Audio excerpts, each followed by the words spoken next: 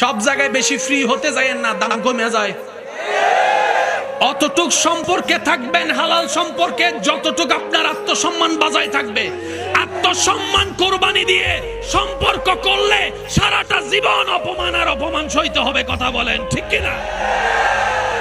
এমনও আমাদের সমাজে এমন অনেক দাদা আছে, ওনারা যখন বিয়ে করছে কিংবা সংসার হয়েছে বড় বড়, ওই দাদার নাতিরা পর্যন্ত দাদার নাম শুনলে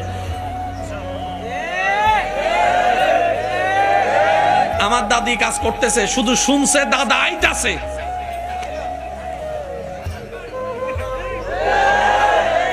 দাদা ঘরে ঢুকছে, একটা টু শব্দ আসেনি বর্তমানে। এগুলা ওই যে বেশি ফ্রি হয়ে গেছি, মা তুমি আমার সঙ্গী, তুমি আমাকে তুমি তুমি বলবে না তো কে বলবে? আপনি থেকে গেছে কই তুমিতে, আরো একটু সম্পর্ক ক্লোজ করার জন্য তুমি থেকে গেছে তুইয়ে। তুইয়ের পরে তার কিছু আছে, গালি আছে। এখন তুইয়ের যখন আপনি চলে গেছেন, আর যাওয়ার কোনো সুযোগ নাই।